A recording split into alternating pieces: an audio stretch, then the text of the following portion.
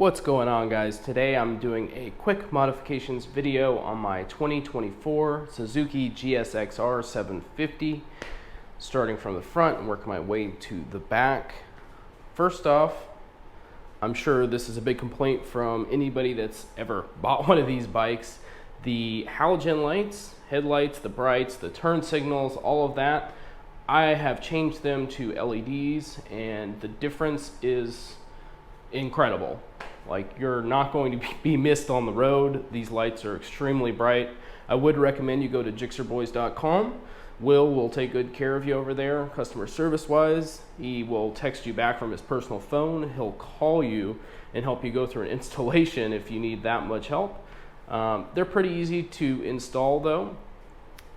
So every one of the lights has been changed though. The turn signals in the back, as well as the front mirrors, the brights, the standard. I don't even turn my brights on anymore. When I had the halogen lights before, I always rode with my brights on, and now the standard without the brights is blinding enough, or so I've been told from people I've been riding behind. So that's definitely something I would suggest you do riding around on the street. You want to be seen. That's a major upgrade in my mind. Obviously the windshield up here, I changed that to a dark smoke, not black. I think it's kind of silly to just do the black that you can't even see through, kind of crazy. Also, I have changed the windshield screws. Initially, I wasn't planning on doing that, but when I was putting in the new windshield, I guess I over-tightened one of the factory OEM screws, and the head snapped off, which kind of surprised me. I didn't realize Suzuki puts these out with plastic windshield screws.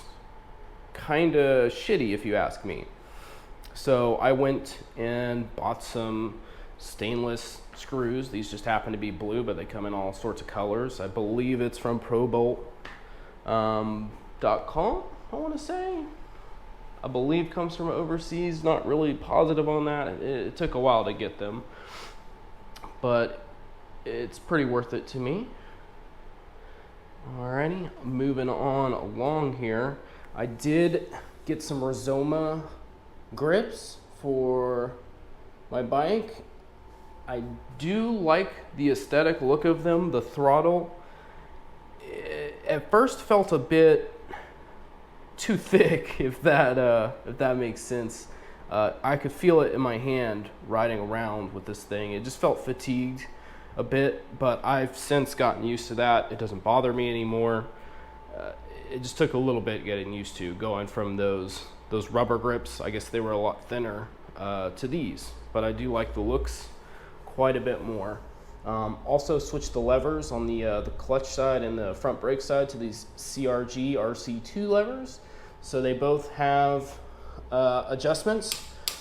You can adjust them on the go, quite nice. I'm really digging those as well. I didn't go with the shorty levers. I'm not a big fan of them.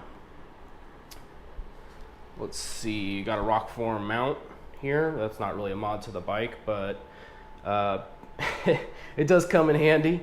I actually turned this guy backwards. It's supposed to be facing the other way here, but when I put it on properly, it totally blocks the cluster up here, and I didn't like that. So flipping it around actually worked quite well for me. It's got just enough clearance. It doesn't touch the tank at all. Let's see. All right. I added these Shogun sliders when I had my fairings off on both sides.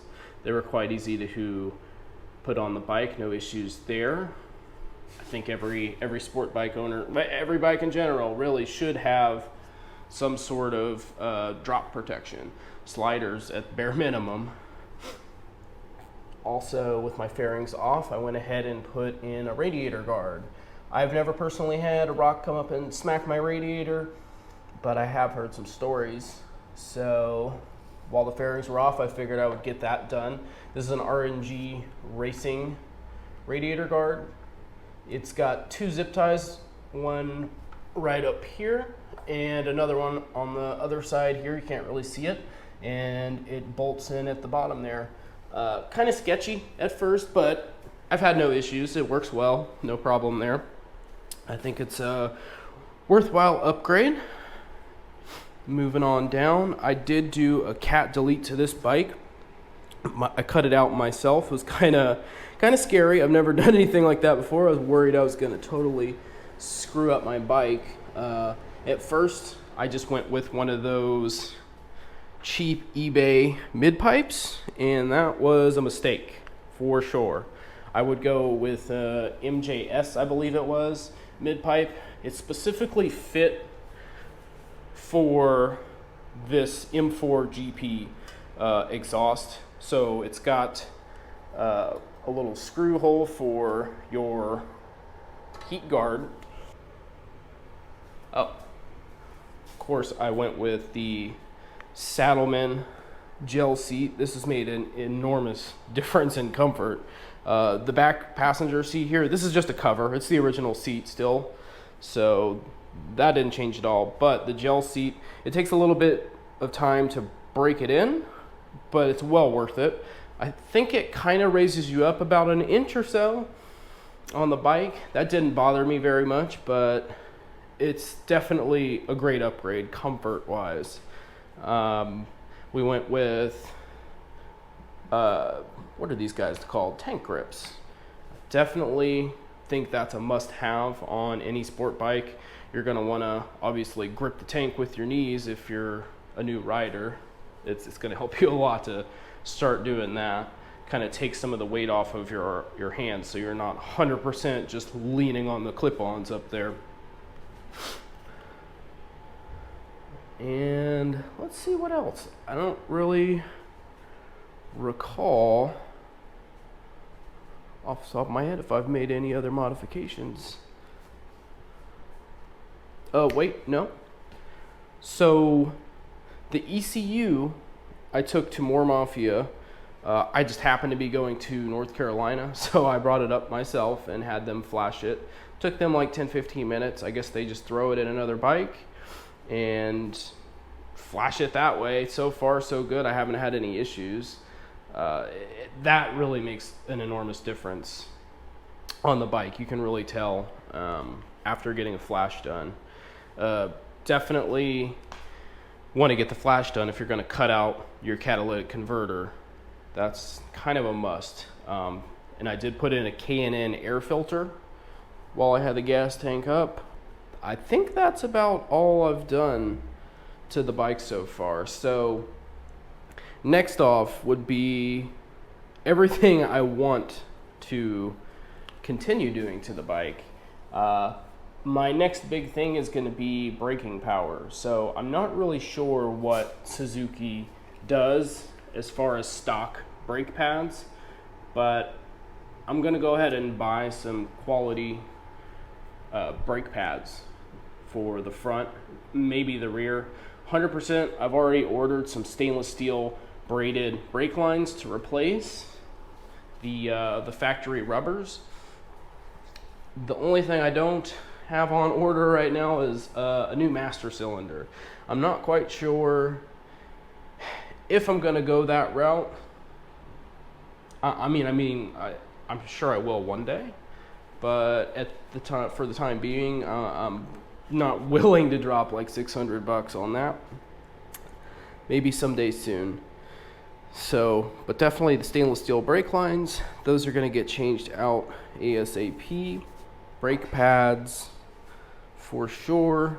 And then other aesthetics, I found on eBay a couple quality looking, how would I word this? Quality looking manufacturers that make carbon fiber parts. So this chain guard here, I plan on changing that out for carbon fiber. The mud guard for the wheel, that's going to get changed out for carbon fiber. The heat guard for the M4 exhaust on the other side, carbon fiber. And I'm thinking I'll change out both sides of the rear end here for carbon fiber as well. I think that would look kind of cool. the back of the bike is kind of blacked out carbon fiber. We'll see though, right? It's gonna take a little bit of time. After that, I don't think I have any other real upgrades in mind. I think I've done about as much as I can do to this bike, you know, without just straight up buying a 1000cc sport bike, which I came really close to. It's been 10 years since I've been riding. My first bike was a Ninja 300, and I ended up totaling that thing, crashing into another car, rear-ending it. I wasn't in the right state of mind. Totally my fault, 100%. I got extremely lucky. I wasn't hurt, other than my ego. So, and that's been about 10 years since I've been riding. Anyways, I don't regret jumping up to a 750cc bike at all. I definitely think it was the right move. You know, it was between this and a Kawasaki ZX6R, and I went with the Suzuki. I think mainly because it was a 750. You know, the extra 150cc engine was a big selling point, I guess, for me, even though I'm probably never going to go 186 miles an hour on this thing. It just sounded nice. But now that I've been working on it a lot myself, not having ABS is kind of a plus.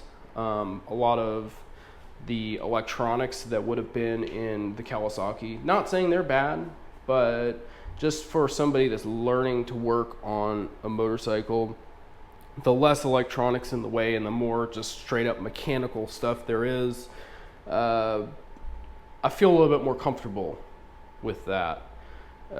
You know, ABS has a whole nother set of lines and a pump or something that I wouldn't even know where to start on it if I was going to try and change out brake lines there. It just seems more, I guess people say it's more of a purist bike. I don't know, it just seems simpler to me, and I get it. It just seems easier. You know, when I get another bike, it'll probably be a liter bike, and I'm thinking Kawasaki, like a ZX10R with all the added technology, unless somehow I get like a $30,000 bike. I don't think that'll happen. But for now, I'm extremely happy with the 750 here. I think I made the right choice. It's a great bike. It's a lot of fun. You're not going to get tired of it, bored of it, or whatever, how people say on starter bikes they get bored of their bike and have to upgrade. I don't think that'll ever happen with this thing. I've never actually been on a liter bike, but I can't imagine there's that much of a difference between the two, you know, other than just low-end power, perhaps. But I don't know. I'm talking out of my ass now. Anyway, that's my modification list. Hopefully I can edit out all the freezes and pauses in the video, and you will be none the wiser. Any suggestions on stuff that I can do to this bike to make it better, or anything you think aesthetically would be nice? I'm always open to other people's opinions, or any good suggestions maybe that you guys have. If you have experience with this bike, if you have a Suzuki GSXR, anything you think would be worth my time looking into, any advice on just performance modifications. I'm not sure what else I can do to help performance other than the braking. Definitely that would be appreciated. Always looking to improve.